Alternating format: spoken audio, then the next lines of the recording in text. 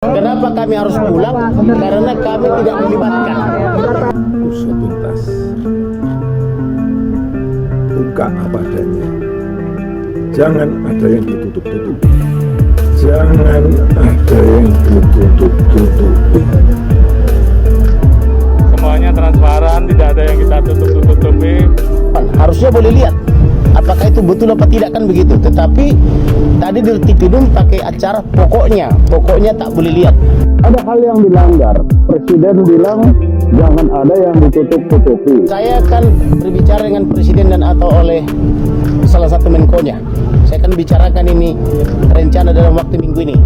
Nah, kalau transparansi itu lambangnya itu adalah kehadiran semua orang yang mempunyai berkepentingan di situ.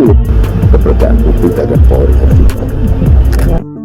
Kuasa hukum keluarga Brigadir Yosua Huta Barat, Kamarudin Simanjuntak, mengaku diusir dari lokasi rekonstruksi pembunuhan Brigadir J yang digelar di rumah pribadi Verdi Sambo. Jam 8 pagi kami sudah tiba, lalu kemudian masuk pada setengah 10.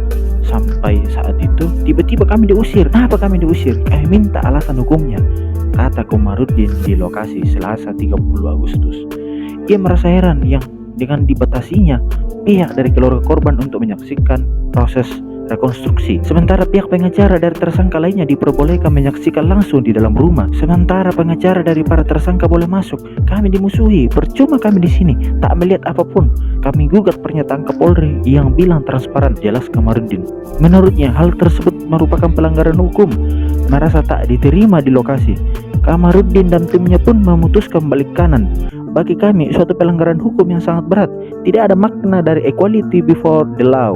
Entah apa yang dilakukan di dalam, kami juga tidak tahu. Daripada kami hanya duduk saja, tidak ada gunanya, lebih baik kami pulang, ungkap Kamarudin. Di Tipidum Bareskrim Polri, Brigjen Andirian Jasja mengatakan terdapat 78 adegan yang diperagakan oleh 5 tersangka. Kegiatan yang direka ulang meliputi peristiwa yang terjadi di Rumah Magelang, Rumah Saguling, dan Rumah Duren 3. Meliputi 78 adegan, kata Andi saat dihubungi Selasa 30 Agustus 2022. Andi merinci 78 adegan terjadi di 3 lokasi, yaitu di Rumah Magelang sebanyak 16 adegan yang terjadi pada tanggal 4, 7, 8 Juli 2022. Kemudian di Rumah Saguling, rumah pribadi Verdi Sambo, sebanyak 35 adegan yang terjadi pada tanggal 8 Juli 2022.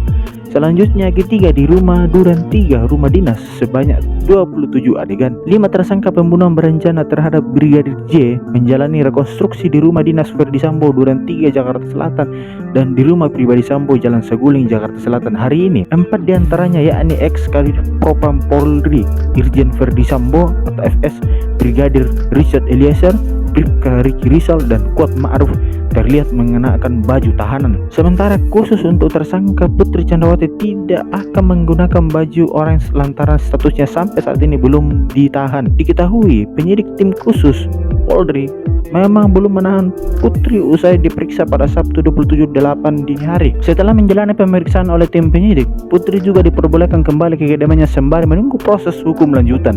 Verdi Sambo tercatat sedang menjalani masa tahanan di Rutan Makobrimob Kelapa II Depok, Jawa, sedangkan berada Bribka RR dan KM ditahan di Rutan Bareskrim Polri. Dalam kasus pembunuhan Brigadir J, sejauh ini kepolisian telah menetapkan 5 orang sebagai tersangka.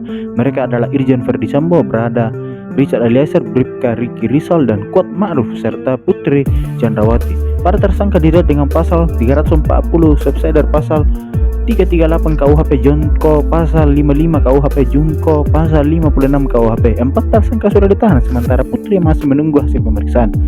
Inspektorat khusus juga telah memeriksa 97 personal Polri terkait dugaan ketidakprofesionalan dalam menangani kasus kematian Brigadir J yang terjadi di rumah dinas Sambo. Sebanyak 35 personal Polri dinyatakan diduga melanggar etik, dan kini terbaru bahwa Komisi Kode Etik menjatuhkan sanksi pemecatan dengan tidak hormat terhadap Irjen Verdi Sambo. Ia dinilai terbukti melakukan pelanggaran kode etik terkait kasus pembunuhan Brigadir J, termasuk merekayasa hingga menghalangi penyelidikan.